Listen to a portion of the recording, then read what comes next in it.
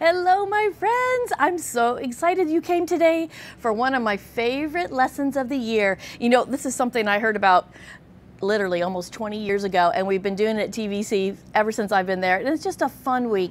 It's a fun week to talk about fall and harvest and pumpkins. Who loves a good pumpkin? I do. What color pumpkin do you guys like the best? Do you guys see the ugly pumpkins that Mr. Chris picked out? Yep. He loves those ugly ones, the ones that maybe nobody would take home. He picks them out. He finds the ugliest ones. They're all beautiful in God's sight, aren't they? Yes, they are. All right, you ready to read the Pumpkin Patch Parable? Here we go.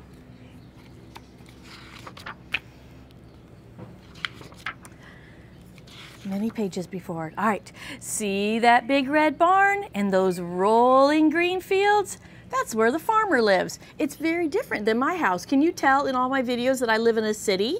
Sometimes you hear airplanes, sometimes you hear trash cans or trucks, right? But the farmer lives way out in the country where there's peaceful and quiet.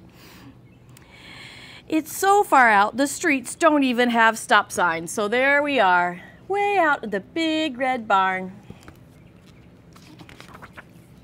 The farmer grows lots of different things in those fields. He grows tall green corn and big red tomatoes and long yellow squash and little tiny green peas. Those are Bella's favorite. People eat that stuff for dinner. Now, how many of you guys are good at eating your vegetables? Are you? I hope you are. They're so good for you. All right. The best vegetables the farmer grows are the pumpkins. Who would say yes? Yeah? Has anybody grown a pumpkin before? Have you? We did once. It was really fun. They start out as tiny little flat oval seeds, almost as big as raisins. But here's the farmer picking out his seeds. He's so excited to grow the pumpkins. One hot June day, soon after school let out, you guys remember when school was supposed to end, right? The farmer planted the pumpkin seeds just like he did every summer. Then the seeds disappeared into the ground in nice, neat rows and grew there in the dark all the way until the 4th of July.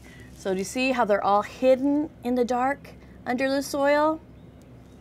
Right. You never know what's going to come up, do you? Early one morning, a tiny green shoot quietly poked its way out of the soil. I love that. That's my favorite part of growing things, is seeing little things start to poke out. Soon, a long green vine stretched across the ground. Now, do pumpkins take a little bit of space or a lot of space to grow? Who knows? You're right, they take a lot of space because they wind and grow all over. From that vine, little buds sprout out into wide, beautiful green leaves, and the leaves spread out to catch the August sun. It's like they get a suntan. Isn't that awesome? Someday, those little green buds would turn into big orange pumpkins. Yay! But not yet. The patient farmer waited, and he waited. Look at that farmer using his fruit of the Spirit. He's waiting and waiting for the pumpkins to grow. You have to use the fruit of the Spirit when you're a farmer, don't you? Or when you grow things. You have to be patient. The pumpkins began to grow. How different they looked. Some were tall and lean, maybe more like this one. Some were short and round, maybe like this one. Some had lumps and bumps. Oh, look at this guy. He's really lumpy and bumpy. But all were pumpkins. Now, does that remind you of anything? How many of you guys are tall and lean kids? How many of you are short and round kids? How many have bumps and lumps? Yep. Just like the pumpkins, some of us have bumps and lumps, don't we? Alrighty, here's all the pumpkins in the picture book, but I think I have plenty on the table to show you all the different kinds.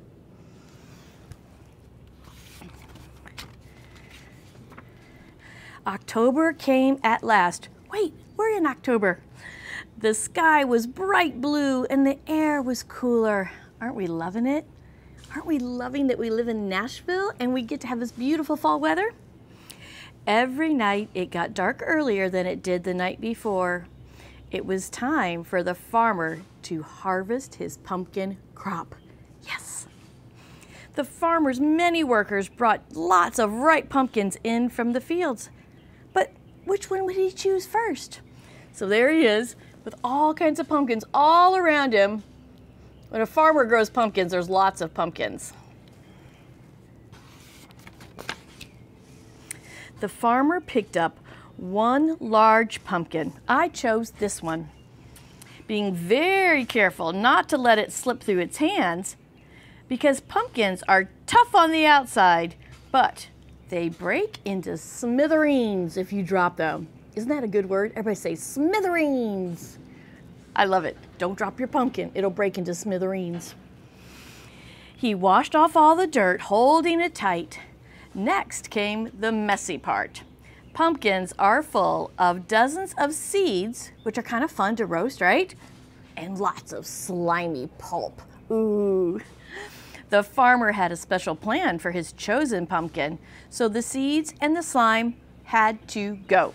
So there he is. He's washing it off, being careful not to drop it, getting it ready. He's got a special thing for this one. He slowly slid a large knife right into the center of the pumpkin. The pumpkin didn't make any sound because vegetables don't talk. But wait, except for VeggieTales, right? Right, okay. If they did talk, the pumpkin might have said, ouch.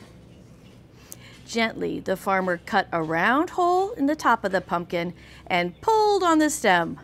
Squishy, stringy pulp waited for him inside. Yuck! Look at his hand right inside. All that squishy, stringy pulp. Yeah. The farmer pulled out all that slimy pulp and wrapped it up in an old newspaper.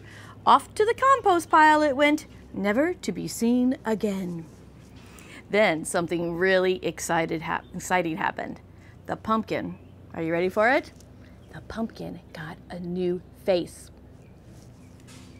There he is, there's a compost pile. You ready for the face? Here we go.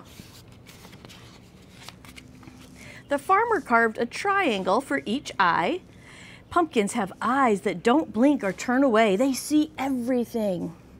He neatly carved a little square for the nose and a big, wide smile. Look at that sweet pumpkin face. That's a happy-looking pumpkin, don't you think? Yeah, me too. What happened next was wonderful. The farmer put a small white candle down inside the pumpkin and touched the wick with a flame. Oh, how that pumpkin glowed! As the sky grew darker, the pumpkin on the porch was shining brighter than ever.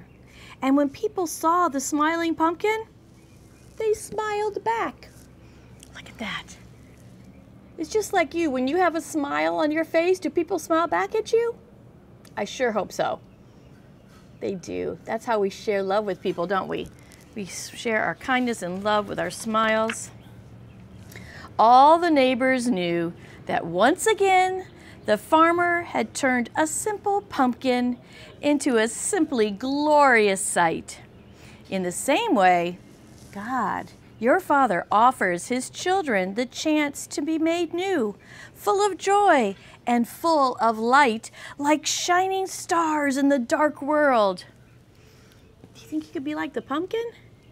What do you think? What's it like to be a pumpkin? What's it like to be a Christian? It's like a pumpkin. What do you think? How can that be? What do you think? God picks you. Did you know God chose you? He did. He picks you from the patch and brings you in and washes off all the dirt. Then He cuts off the top and scoops out all the yucky stuff. Who takes away all our yucky stuff? That's right. He removes the seeds of doubt and hate and greed, and He carves a beautiful smiling face, and He puts His light inside of you. Did you know that? It's His light He puts inside of you for the whole world to see. All right, you guys, you ready to carve our pumpkin? Okay, here we go. You ready, Mr. Chris, to help me out? Oh, yeah. All right, Mr. Chris helps me every year. So we have what's called the Pumpkin Parable Prayer. All right, so when you guys do this, I hope that you'll do it with your whole family at home and take a lot of time to kind of just share about each one of these things and go around and answer the questions, together. All right, so the first thing we're going to do is cut off the top, and it says, open my mind so I can learn about you, God. So as they cut off the top, this little pumpkin's saying, open my mind. God, I want to learn about you. How do you learn about God? Do you read your Bible? Do you listen to some of the devotions, right? Do you hang around with people who know a lot about God? Maybe your mom, your dad, your grandparents. Hang out with people who know about God. Search to know more. Every day we should learn something about God. So awesome. All right, we got that. And then it says take out the insides. What do we call the inside? That's our sin, right? What have you guys done? What have I done that we need to ask Jesus to forgive us from? That's the yucky sin. All right, get it in the bowl, Mr. Chris. There it goes. So go around with your family and have everybody kind of just share. What are the things I need to ask Jesus forgiveness for? All right, that's the sin. So we're going to pull it out of us just like we're pulling it out of the pumpkin. The next part are the eyes. You got too much sin in there? I got to swim. All right, it's all right, it's all right, all right. All right, give me some eyes, Mr. Chris. Okay. All right, and on the eyes it says, open my eyes to see your love. So how do we see the love of Jesus? How do we see his love? How do we feel his love? How do we see the way Jesus wants us to see? All right, we talked about that a lot when we were talking about being a peacemaker. Do you remember that? Looking at other people through God's eyes, right? How would God see your sister or your brother? How does God see your mom or dad, your grandparents, your teacher? It might be on Zoom right now, right? Go and think about how does God see these people? And then how do you see God? How are you spending time with God so you could see what he has for you? Are you spending time in prayer? Sometimes eyes just pop right out. Are you spending time in prayer? Are you spending time just looking for his word, right? I think you guys got it. All right. The next one is the nose. And I'm going to talk about this one. Mr. Chris is going to get to the nose. It says, I'm sorry for turning my nose up at things that you've given me. God has given us so much, and our families and our friends have given us so much. Has there ever been a time where you turned your nose up, where you're like, I wanted a truck that was blue, and my grandmother got me a truck that was red. And you're like, I don't want that truck. My dad kept getting me sock monkeys when he came off okay, the road. this is a good example. Okay, so Mr. Chris, he wanted a monkey so bad when he was little. A real monkey. A real monkey. A spider monkey like the Boy Scouts advertised in their magazine. And so when Mr. Chris grew up, right, we got married. Years later, when Isaiah was little, his mom sent me this cute little sock monkey. And so Chris came home from work and I said, guys, I have a sock monkey that your mom sent home. Chris, don't you love it? He's like, I hated that thing. He turned his nose up to the sock monkey when really he just wanted a real monkey. Be thankful for what you get. Yeah, monkeys are hard. All right. All right, our ears. Open my ears so I can hear your word, Lord. All right? We want to have our ears open.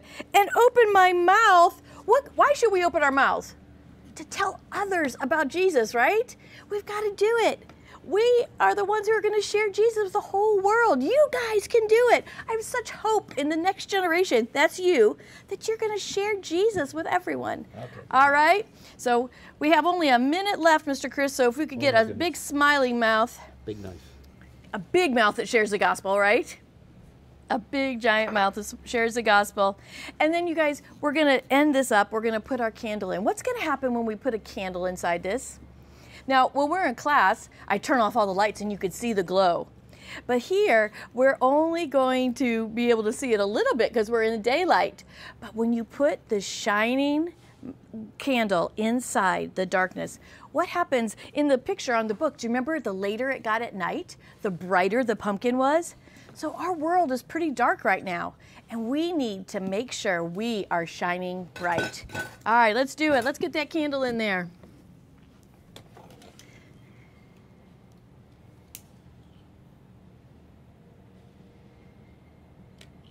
All right, shine bright, my friends. Be like the pumpkin. Shine the light of Jesus. I love you guys, and I'll see you next week. Do this at home with your family. I hope you will. Send me some pictures.